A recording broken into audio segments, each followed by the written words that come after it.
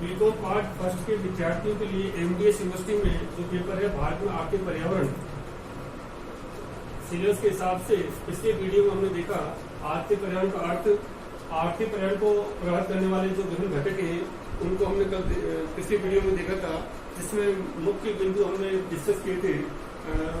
आर्थिक पर्यावरण घटक में पहला बिंदु किया था हमने प्राकृतिक संसाधन, दूसरा किया था हमने मानवीय संसाधन, तीसरा किया था हमने सामाजिक एवं सांस्कृतिक परिस्थितियां, और चौथा किया था हमने आर्थिक नीतियां। आर्थिक नीतियों में भी हमने मौद्रिक नीति है, राजकोषीय नीति है, औद्योगिक नीति है, व्यापार नीति है, जो मुख्य 4 नीति है उनको हमने डिस्कस किया था। उसके बाद डिस्कस किया था आर्थिक प्रणाली, जिससे पूंजीवादी अर्थव्यवस्था है, समाजवादी है और है। इस वीडियो में हम भारत के आर्थिक पर्यावरण को प्रभावित करने वाले अन्य जो घटक हैं उनकी विवेचना करेंगे। उसमें आज जो पहला पॉइंट हम ले रहे हैं घटक में वह है राजनीतिक परिस्थितियां, पॉलिटिकल कंडीशन, राजनीतिक परिस्थितियां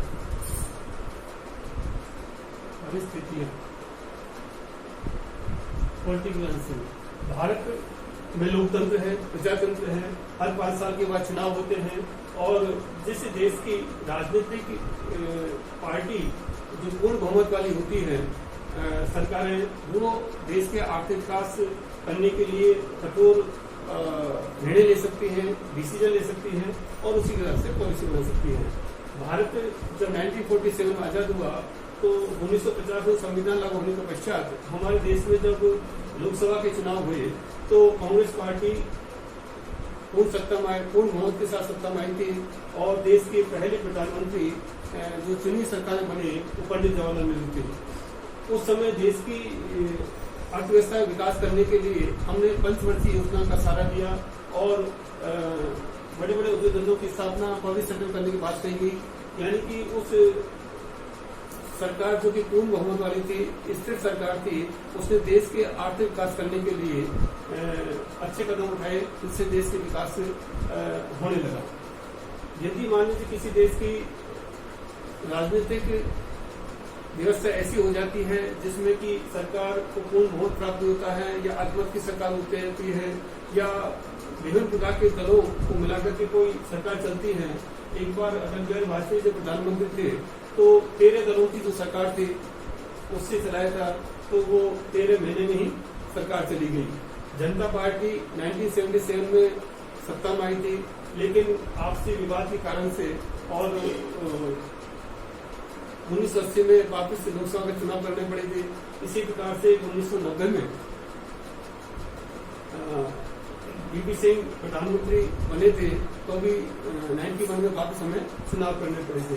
कहने का अर्थ हो गया कि यदि राष्ट्र में राजनीतिक स्थिरता रहती है तो देश का आर्थिक विकास सही ढंग से हो सकता है, और यदि राजनीतिक स्थिरता नहीं है तो सरकार ठीक ढंग से विकास नहीं कर सकती है। वर्तमान समय में मोदी जो सरकार है, पूर्ण बहुमत की सरकार है, तो इस सरकार ने देश की अर्थव्यवस्था को आगे बढ़ाने के लिए बहुत सारे ऐसे निर्णय लिए हैं जो पिछले 70 सालों में नहीं हुए। चाहे धारा 317 हटाने की बात हो, या जम्मू कश्मीर या लद्दाख के अलग से राज्य या केंद्र शासित बनाने की बात हो, या और दूसरे जो डिसीजन हैं वो सरकार के द्वारा लिए जा रहे हैं। कोविड-19 में भी, वर्तमान परिस्थितियों में भी सरकार उद्योग धंधों को राहत देने के लिए विभिन्न प्रकार के डिसीजन दे रही है। तो किसी भी देश की राजनीतिक जो परिस्थितियां हैं वो उस देश के आर्थिक गतिविधियों को प्रभावित करती है। इसके बाद नेक्स्ट पॉइंट लेते हैं हम अंतर्राष्ट्रीय परिस्थितियां।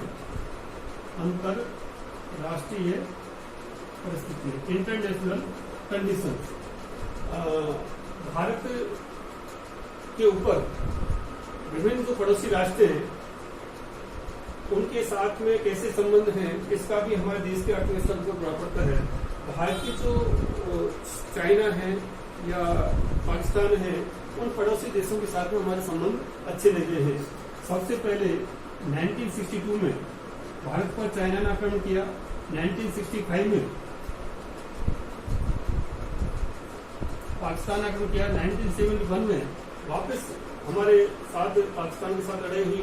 इस प्रकार से 3 मुख्य लड़ाइयाँ हुई हैं। तो हमारे देश की जो अर्थव्यवस्था थी वो 1962 से पहले तक हमने जो पंचवर्षीय योजना बनाई उसमें हमने डिफेंस पे ज्यादा महत्व नहीं दिया। देश के उद्योगों के विकास के लिए, कृषि विकास के लिए, सेक्टर से विकास के लिए हमने ध्यान दिया था। लेकिन जैसे ही 1962 में 1971 में हमने उन युद्धों का सामना करना पड़ा तो भारत सरकार ने अपनी जो सैन्य शक्ति है उसको बढ़ाने के लिए प्रयास किए। 1998 में हमने परमाणु परीक्षण भी किए और उस समय जब परमाणु परीक्षण किए थे तो विभिन्न राष्ट्रों ने हमारे ऊपर आर्थिक प्रतिबंध लगा दिए थे। ऐसी अंतर्राष्ट्रीय परिस्थितियों में हमारे देश के आर्थिक विकास के ऊपर थोड़ा सा विपरीत प्रभाव पड़ने लगा। यदि विदेशों में कोई विश्वव्यापी आर्थिक मंदी आती है तो उसका प्रभाव भी भारत की अर्थव्यवस्था के ऊपर पड़ता है। तो अंतर्राष्ट्रीय यदि शांति होती है, सहयोग होता है, पड़ोसी देश हमारे सहयोग करते हैं तो उस देश की अर्थव्यवस्था पर उसी प्रकार से प्रभाव पड़ता है। आज नेक्स्ट में लेते हैं पर्यावरण संरक्षण के प्रति जागरूकता। पर्यावरण